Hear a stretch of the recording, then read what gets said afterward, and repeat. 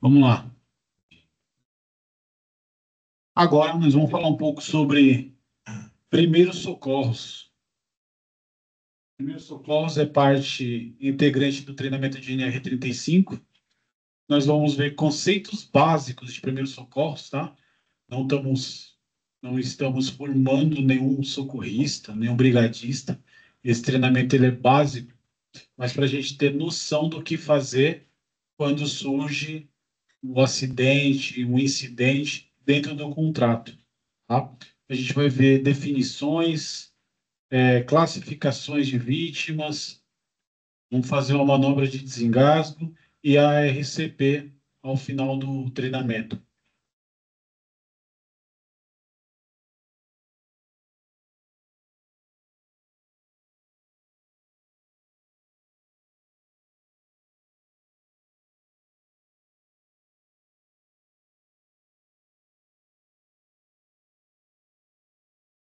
Tá bom.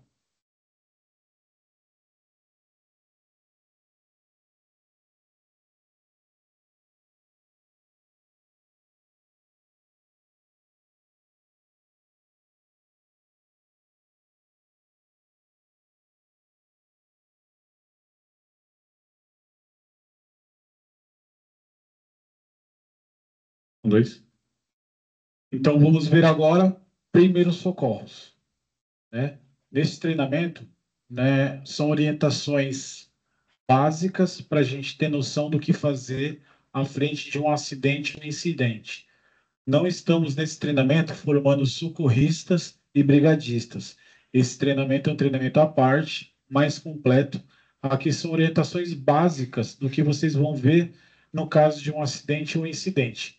A gente vai ver definições, vamos ver, aprender a classificar a vítima e vamos fazer a manobra de desengasgo e a manobra de RCP.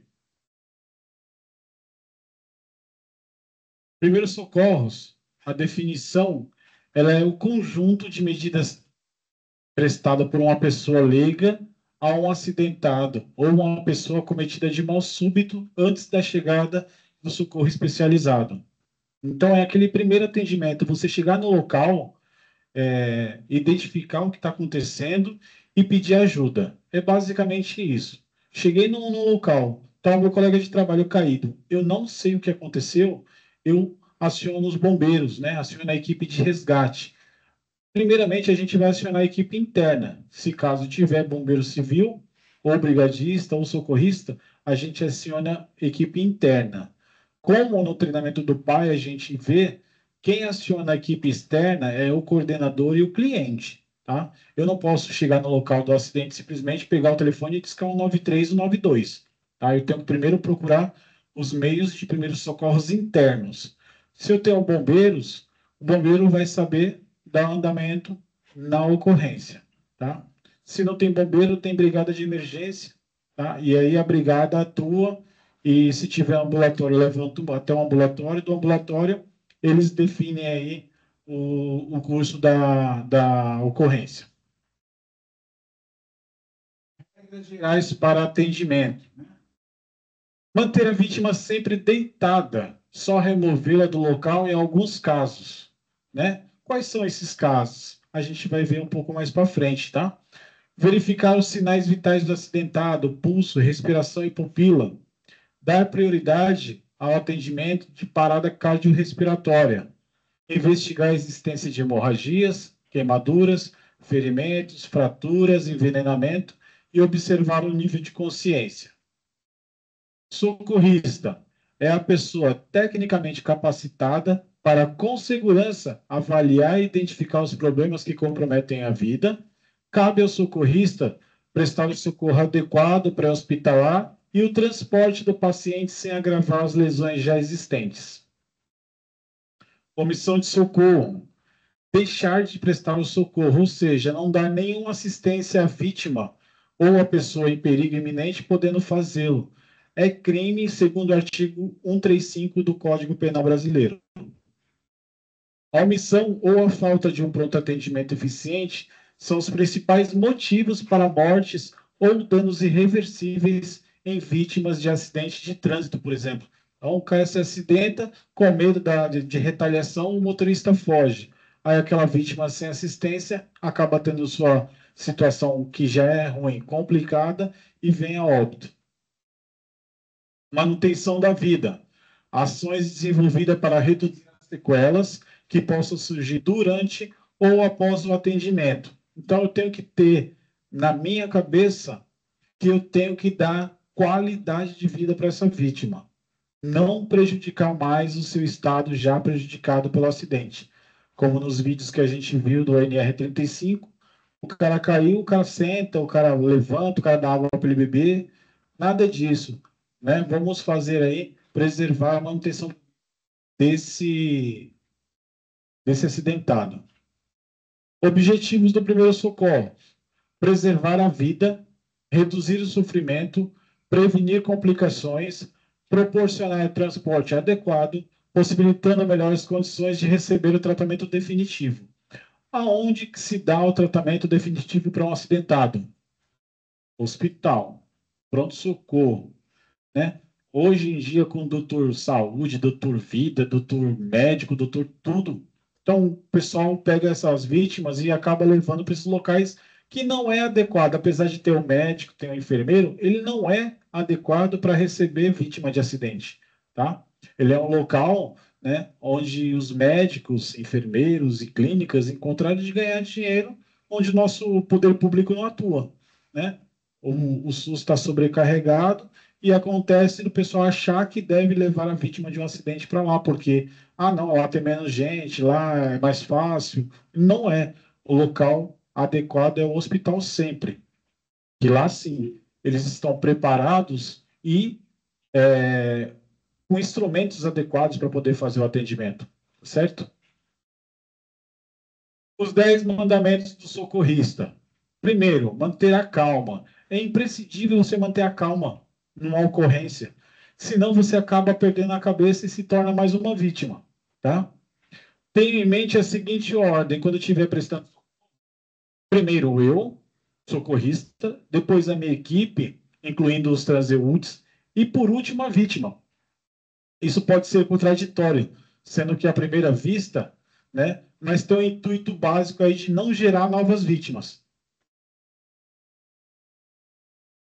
Terceiro, ao prestar socorro, é fundamental ligar para o atendimento pré-hospitalar assim que irá chegar ao local do acidente. Podemos, por exemplo, discar, sei lá, o 92 ou 93, depende muito do acidente, né? Quarto, verificar se há local se há riscos no local para você e sua equipe antes de agir, tá? Então, verificar se não tem um risco de desmoronamento, explosão, né, incêndio, desabamento, e aí sim você acessa o local. Quinto, mantenha o bom senso, ligue aí para o 93, o Corpo de Bombeiros Militar de São Paulo. Sexto, mantenha o espírito de liderança, pedindo ajuda e afastando curiosos. Hoje em dia, a coisa mais comum que tem é quando o cara vê um acidente, ele já sai, saca o celular do bolso e sai filmando. Tá? Isso aí atrapalha quem está prestando atendimento e ainda pode ser prejudicial aí futuro, para ações futuras, porque se o socorrista, o prestador de socorro ali, tiver um erro, o cara filmou e aí vai acabar tendo provas contra si, entendeu? Então, peça ajuda para esse transeunte, em vez do cara estar filmando, falou, me ajuda aqui, cara.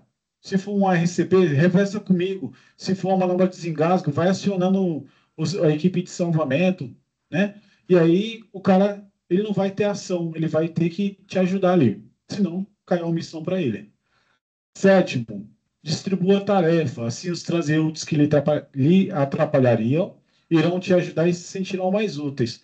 Foi o que eu falei agora do celular. O cara tá lá com o celular, dá tarefa pro cara. Ou isola a área, ou chama o bombeiro, ou né, dá tarefa para ele. Né? Não deixa o cara ocioso ali, não. Quando você começa a distribuir tarefa, a ideia é que o pessoal tente nem ficar perto, senão vai ter responsabilidade, tá? Então tem que tomar essa atitude aí, até cuidar também, que muitas vezes vai estar sozinho. Oitavo, evite manobras intempestivas, realizadas de forma imprudente ou com pressa. Cara, é tudo na santa calma. O acidente já aconteceu. Não adianta você correr, você fazer as coisas de qualquer jeito, na ideia de salvar a vítima. Uma, você pode prejudicar ainda mais do que ajudar, tá? Então, evite fazer as manobras com pressa. Nono, em caso de múltiplas vítimas, dê preferência àquela que ocorre o maior risco de vida, como, por exemplo, que está em estado de parada cardiorrespiratória ou que esteja sangrando muito, tá? E décimo, seja um socorrista e não um herói. Lembre-se do segundo mandamento. Primeiro eu, depois a minha equipe e em terceiro a vítima. Beleza? Urgência. Estado grave que necessita atendimento médico, embora não seja necessariamente uma emergência. Exemplos: contusões leves, entorses, luxações. Emergência. Estado que, estado que necessita um encaminhamento rápido ao hospital. O tempo gasto entre o momento em que você encontra a vítima e o seu encaminhamento deve ser o mais curto possível. Avaliação primária. Consiste na primeira avaliação feita ao chegar no local do acidente, antes de iniciar o socorro. Primeiro eu vou avaliar o local e observar se existe perigo, como fios soltos, desencapados, tráfego de veículo, risco de desmoronamento, explosão, queda de objeto. Aí sim eu vou acessar o local. Assumir o controle da situação, evitar o pânico e afastar curiosos. Segundo, avaliação da vítima, o estado em que ela se encontra. Na avaliação será feito um rápido exame, né, da vítima, obedecendo a sequência padronizada e imediatamente corrigir os problemas encontrados. Alguém lembra qual que é a sequência padronizada? Antigamente era ver, ouvir, sentir. Hoje não se usa mais, né? Caiu em desuso. Hoje a avaliação é o A, B, C, D e E da vida, tá? Essa sequência se dá desta forma. A, verificar as vias aéreas e controle da cervical. B, verificar respiração e ventilação. C, circulação e controle de hemorragias. D, exames neurológicos. E E, exposição do paciente a controle de hipotermia. Tá? Tá, você fala, pô, Luiz, tudo bem, mas eu não sou especialista. Eu não tenho a habilidade, eu não tenho capacidade de avaliar. Cara, só verifica se o cara está respirando, se ele tem consciência, se ele responde a estímulos dolorosos, tá? O que ele está falando, se ele tem consciência, é conexo, que você sabe muitas vezes que o nome dele é João, e aí você pergunta o nome dele e ele fala Francisco. Então, aí você começa a identificar que tem algo de errado ali, tá bom? Avaliação secundária. Ela é realizada após a estabilização dos sinais vitais da vítima. Consiste em uma avaliação minuciosa, na qual se inicia na cabeça e vai até os pés, na parte anterior da frente e posterior das costas, identificando as lesões que, apesar de sua gravidade, não colocam a vítima em risco iminente de morte. Classificação da vítima. Pelo histórico, né, dos acidentes, devemos observar os indícios que possam ajudar o prestador de socorro a classificar essa vítima como clínica ou trauma, né? A vítima clínica, ela apresenta sinais e sintomas de disfunção de natureza fisiológica, como alguns tipos de doença cardíaca, hipertensão, diabetes, tá? Então, nesse caso, a gente aciona quem? O SAMU, né? O SAMU vem acompanhado de um médico, de um enfermeiro, e aí eles podem injetar drogas, adrenalina, se for o caso, tá? No caso do diabético, insulina, somente o médico e o enfermeiro podem fazer, administrar esse tipo de medicamento ou drogas, tá? No caso de trauma, né, ela apresenta sinais e sintomas de natureza traumática, como possíveis fraturas. Neste caso, devemos tentar aí para a imobilização da e estabilização da região afetada pela suspeita de lesão. Neste caso, a gente aciona o Corpo de Bombeiros Militar. são especialistas em resgate à altura, salvamento e confinado, tá? Vítimas de trauma é com eles mesmo, tá? Eles treinam a exaustão para poder prestar um bom atendimento aí nesses casos. Sinais vitais são sinais que indicam a existência de vida. São indícios que permitem concluir sobre o estado geral de uma pessoa. Os sinais vitais de funcionamento do corpo são compreendidos como temperatura, precisa de um instrumento específico, o termômetro, pulso através da braquial, do antebraço ou da carótida no pescoço, respiração, geralmente usa-se o dorso da mão, né, para sentir se há fluxo de respiração. Pressão arterial também necessita de um instrumento específico, né, o medidor de PA.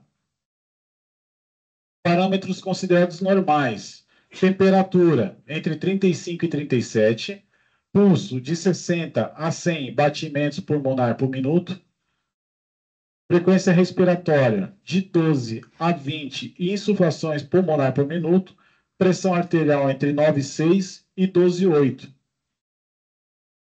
Em caso de desmaios, né, devemos nos atentar aí.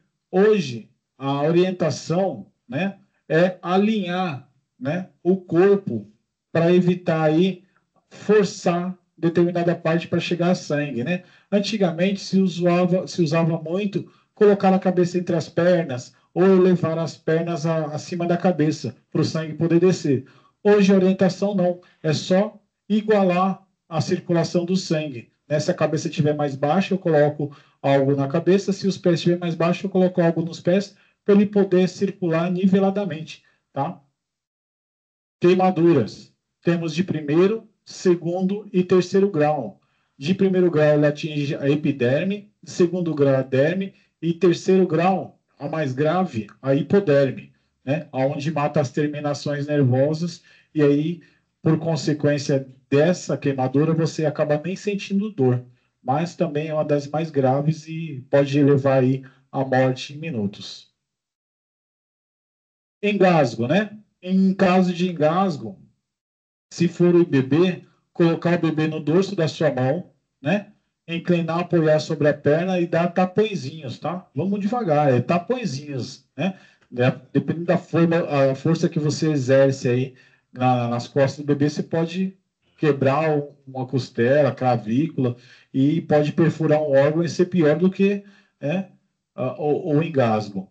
E aí, em caso de adulto, fazer a manobra de desengasgo, né? Antigamente chamada de manobra de Hammerich. Hoje, a gente aborda como manobra de desengasgo, né? Porque a família do Hammerich, ela entrou, né, querendo receber por usar o sobrenome da família. Então, hoje, usual falar manobra de desengasgo. Beleza? Vamos ver dois vídeos aí.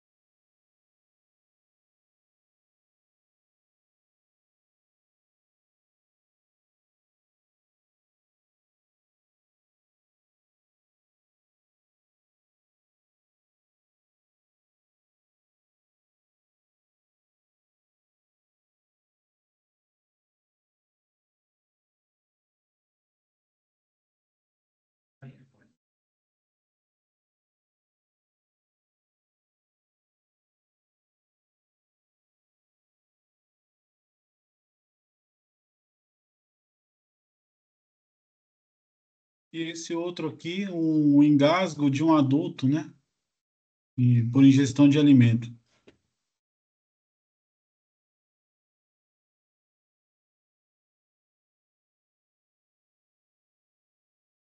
Percebam aí que ele começou a ter sinais de engasgo, né? Qual que é o sinal universal do engasgo? O cara põe a mão na garganta, ele tenta respirar e não consegue, né? E aí tá ali, né, tentando forçar, e aí o rapaz toma a atitude de ir lá e ajudar.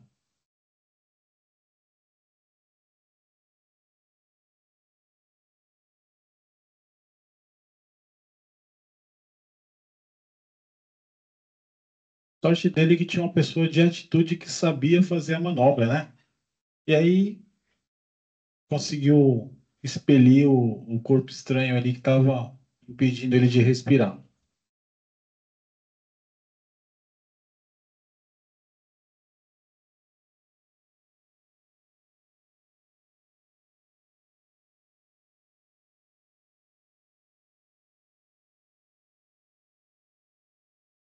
Após o desengasgo concluído, é importante, é muito importante levar essa vítima para o hospital. Porque muitas vezes ele só deslocou, ele não saiu por completo, ele deslocou e deixou entrar ar, deixou que a vítima respirasse. Né? Eu já tive relatos aqui em sala de aula de um colega que estava fazendo um treinamento. Ele falou: Poxa, foi dessa forma que meu irmão faleceu. Ele desengasgou e aí ficou cansado, tal, resolveu deitar para descansar um pouco. Meia hora depois a gente foi lá ver, ele tinha falecido porque o objeto não tinha saído por completo, apenas deslocou e deixou entrar o ar. Quando ele deitou, o objeto voltou para a mesma posição que estava engasgado. E aí o irmão dele faleceu. Né? Então a orientação é: fez o desengasgo, aconteceu, a pessoa voltou a respirar, leva para o hospital, né? Procura ajuda médica para evitar que aconteça isso, tá bom? Como que eu faço a manobra de desengasgo? Né? É muito fácil, né? Eu vou fazer com o boneco aqui, eu vou localizar o osso externo, né? No final da caixa torácica dele aqui, ó, tá? Eu vou traçar uma linha nos mamilos aqui, né? No centro, dois dedos acima, abaixo do final do osso externo, eu vou localizar aqui, né? Vou posicionar a minha mão fraca e a minha mão forte por cima. Eu vou fazer o movimento de J, que é comprimir e subir. Vou comprimir e subir, fazendo esse movimento aqui, ó, movimento de J. Quantas vezes? Quantas vezes for necessário para desengasgar a vítima, tá bom?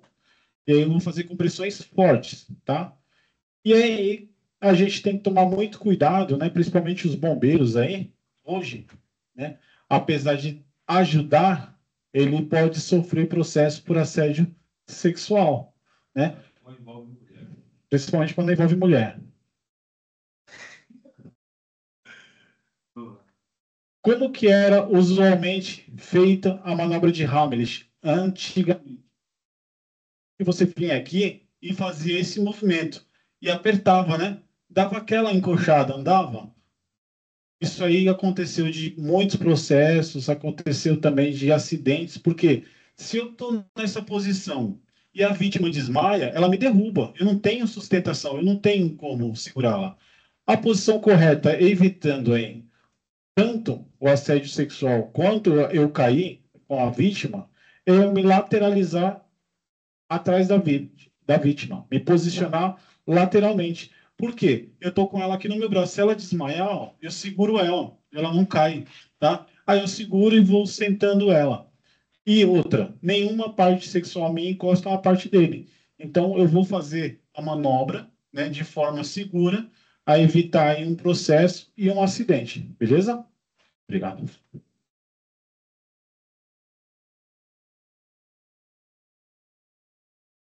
Choque elétrico. O choque, ele ocorre quando o corpo entra em contato com a corrente elétrica. Seus efeitos variam em função do tempo e da intensidade da corrente. Né? A gente viu isso aí lá no treinamento de NR10. Né? Olha só, né, o choque elétrico passando pela corrente, né, do corpo.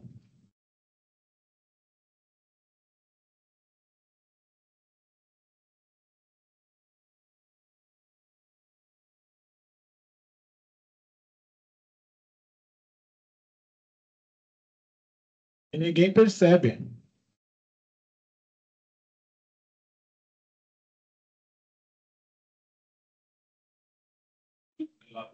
Sai um cara lá de trás e percebeu. A orientação que a gente sempre dá: nunca ponha a mão na vítima.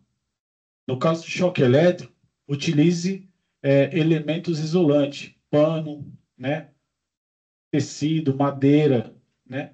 Se você colocar a mão na vítima, você vai acabar tomando descarga elétrica. Aquele rapaz ali teve um pouquinho de sorte até, né? Mas puxa pela camisa, usa uma madeira, usa uma roupa para puxar, desliga a tomada, né? Se souber onde é o quadro elétrico, desliga o quadro elétrico, tá? Mas não põe a mão na vítima, porque você vai acabar se tornando mais uma vítima, tá? Envenenamento por animais peçonhentos. Ah, Luiz, a gente está no shopping, a gente está na Enel, a gente está em outros contratos aí, não tem esse risco, né? Tem. Já tivemos aí um acidente por picada de escorpião, picada de aranha, né? Numa passagem minha aí pelo contrato da Enel ano passado, a gente identificou escorpiões em uma das bases. Então, é importante, né, falar sobre o acidente envolvendo animais peçonhentos, elevar o local da picada, né, e lavar com água e sabão, hidrate a vítima, né, com goles d'água. Você não vai dar uma garrafa de 2 litros para beber, vai dando golinhos ali, porque ele vai ressecar e tal. Eleve a parte afetada e leve a vítima imediatamente ao médico, né, até o hospital. Hein? Antigamente, era proibido fazer torniquete. O torniquete ele voltou a ser liberado, né, para o uso, né? Antigamente, só os profissionais de saúde poderiam fazer torniquete. Hoje, ele voltou aí em uso. Só que o que você nunca pode fazer é incisão, cortar o local, né, para poder eliminar o veneno ali. Né? Faça o torniquete, né, eleve a perna e encaminhe essa vítima para o hospital. Se conseguir convencer o animalzinho aí com você, bacana, né? Pega um vídeo e fala assim, ó, escorpião, entra aqui e vamos para o hospital. Para chegar lá e tomar um remédio, um antídoto especial para cada espécie, porque tem o antídoto para o escorpião marrom, tem o antídoto para a cobra piton, tem o antídoto para tudo que é tipo de animal. Hoje tem os antídotos corretos. E para evitar a perda de tempo, se você conseguir capturar o animal e levá-lo ao hospital, melhor ainda, tá? Então, mas tomem cuidado para também não ser, né, sofrer também uma picada e ser mais uma vítima. Envenenamento por ingestão. Cuidado com a segurança do socorrista, evitando que ele entre em contato com um produto intoxicante. Remova a vítima para um local arejado e nunca deixe a vítima sozinha. Deixe a vítima falar, deixando-a mais confortável possível. Transporte essa vítima em posição lateral, para ela não broncoaspirar. Porque se ela vomitar, ela vai acabar broncoaspirando, esse líquido vai para o pulmão e já era. Tá? Deixe a vítima falar, né? Deixe ela mais confortável possível. Transporte a vítima em posição lateral, a fim de evitar a aspiração do vômito se ocorrer. Transporte junto também é importante levar o resto da substância em embalagem do produto que ela ingeriu ou que contaminou ela, né? Afrouxe as vestes e, em caso que ela esteja contaminada, retira totalmente. Tome muito cuidado com a exposição da vítima. Se for mulher, pior ainda. Né? Homem, você vai lá, corta a camiseta do cara, deixa ele lá, beleza. Agora, a mulher é diferente. Tá? Tome muito cuidado, né, para não expor as partes íntimas das mulheres aí. Ferimento é a ruptura com ou sem o comprometimento do tecido. Procedimento: lavar a mão com água e sabão, antes de fazer o curativo. Lavar a parte atingida com água e sabão. Não retirar corpos estranhos. Cobrir o local com gás esterilizado, esparadrapo e procurar o serviço de atendimento médico o mais rápido possível. Nós temos dois tipos de ferimentos: o fechado, né, é o chamado escoriação, e o aberto, né, que será necessário aí a sutura, né, ponto, tomar uns pontos aí, né. Fratura, rompimento total ou parcial de qualquer osso. Sinais e sintomas: dor, deformidade no local, movimentação anormal ou falta de movimentação, impotência funcional em alguns membros ou extremidade. Nós temos dois tipos também: a fechada, quando há integridade da pele, e a aberta, quando há fratura exposta. Tá? Nesse caso aqui, imobilizar, né, e encaminhar ao médico. No caso de fratura exposta, se houver hemorragia, estancar a hemorragia, imobilizar e levar para o hospital. Fratura, procedimentos: imobilizar a região afetada pela fratura, estancar a hemorragia quando houver e procurar o serviço médico. Fratura da coluna vertebral. Sintomas: dor local após forte traumatismo, dormência em alguns membros e paralisia. Procedimentos: manter a vítima em repouso absoluto, evitar o estado de choque, utilizar uma superfície dura para fazer o transporte, movimentar o acidentado deslocando todo o corpo ao mesmo tempo. No ramo do socorrismo, a gente fala movimentação em bloco, né? Onde a gente vai movimentar cabeça, tronco e perna ao mesmo tempo, né? Por isso que a gente fala lá, naqueles vídeos lá de queda, que não pode pôr a mão na vítima, porque ninguém segue esse padrão de atendimento. O pessoal senta, o pessoal levanta, o pessoal dá água, o pessoal chacoalha para ver se acorda, e quando esse movimento de chacoalhar, você acaba agravando ainda mais a lesão na vertebral, tá? Então tem que tomar muito cuidado com isso. Luxação é a deslocação, o deslocamento da extremidade do osso ao nível da sua articulação. Sintomas: dor violenta, deformação no local, impossibilidade de movimentação. Procedimento: imobilizar o local afetado e procurar um serviço médico. Entorse é a separação momentânea da superfície óssea ao nível da articulação. Sintomas: dor intensa ao movimentar e inchaço.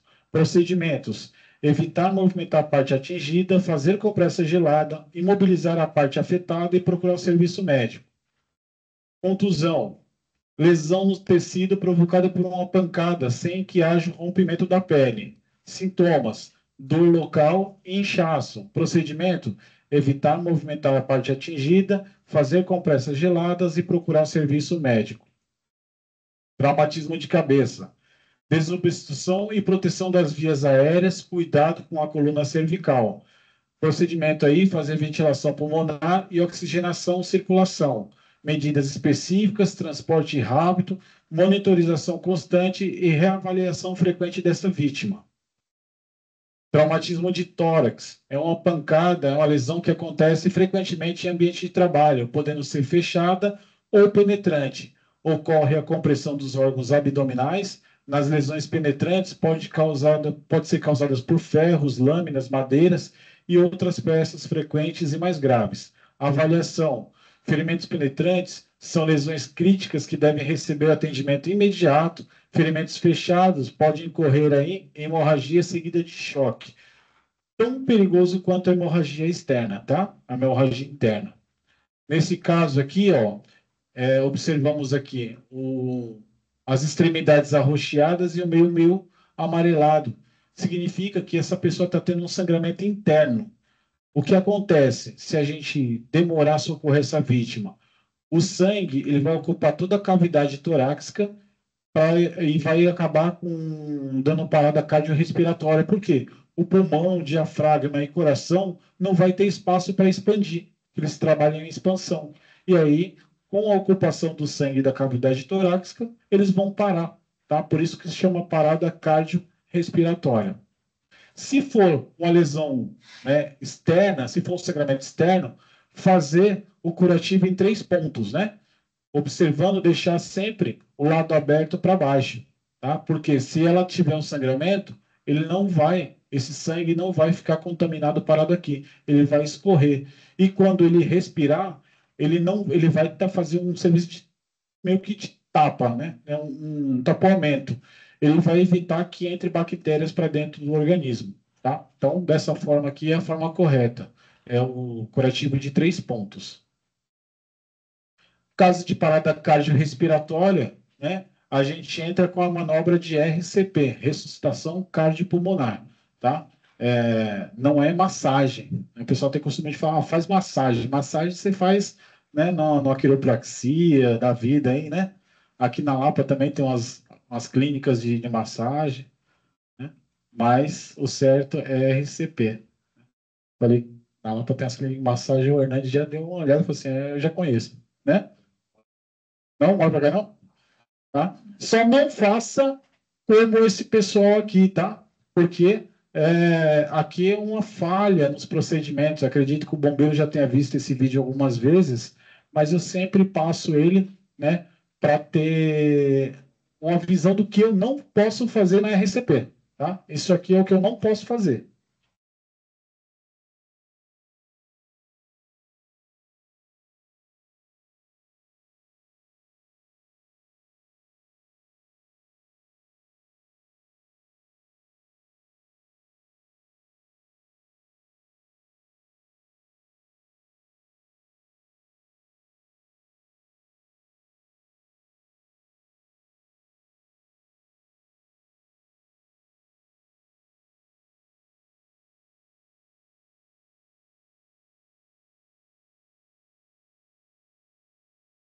Ela deve ser uma técnica prática ouvir, né? Sei lá, ela pode ser qualquer coisa menos técnica. Técnica, prática ouvir. Você tá conseguindo, vai, você vai achar até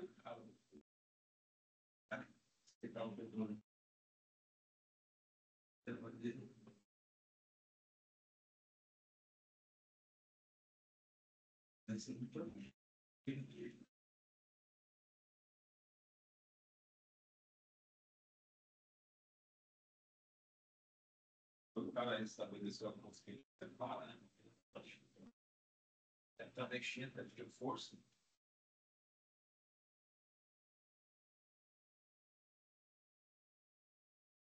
Uma sequência de erros, né? Então o cara já tinha redobrado a consciência, se ele estava em estado de parada, né? Ele voltou e aí o que que tem que fazer? Avaliar, só olhar para ver se ela não volta, né, ao estado de parada. Ele já tá pedindo para parar, né? A técnica de enfermagem, que eu acredito que seja a técnica que está de branco ali, né? Ela fala assim: olha, o médico mandou não parar a massagem. Só que assim, não para se o cara não volta. Se ele voltou, é claro que eu devo parar, né? Então, ali a gente viu nitidamente que foi erro de procedimento, erro de interpretação de texto, na verdade, né? Então, por isso que é importante lá no primário, lá no fundamental, o professor fazia, ó, interprete o texto, né? Era para chegar no momento desse aqui você não cometer essas falhas, né? A vítima tinha consciência já, aí um segura no braço, outro segura no outro, outro sobe em cima das pernas, aí a mulher pega o ambu e coloca na boca do cara e fala assim, respira, respira, como que ele respira com o negócio na boca? Não dá, enquanto o outro faz a manobra ali erradamente, tá? Então, tome muito cuidado com essas ações, como eu disse lá no começo, toda ação gerada em um atendimento, ela pode ter uma reação, né? Muitas vezes o bravo está aqui que não me deixa mentir. O familiar da vítima se sente incomodado da forma que você aborda essa vítima. Então, o pessoal de shopping vê muito isso. E aí depois vem com o processo, porque está dentro do shopping, uma instituição cheia de dinheiro, aí o cara quer tomar vantagens, né, sobre isso. Então, procurem fazer as coisas como eu disse lá no começo, com calma, com técnica, tá? Para evitar aí, além, né, de perder a vítima, você tomar um processo aí e se complicar ainda mais. Tá certo?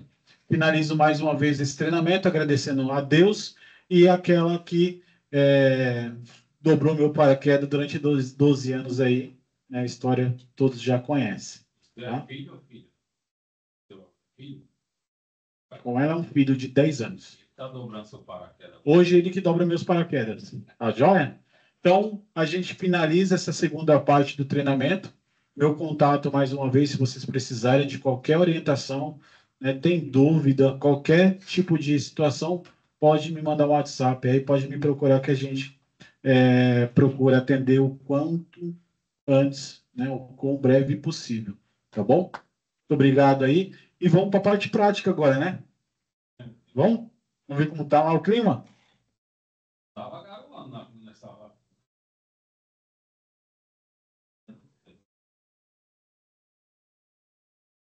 Mas tá bom, pô.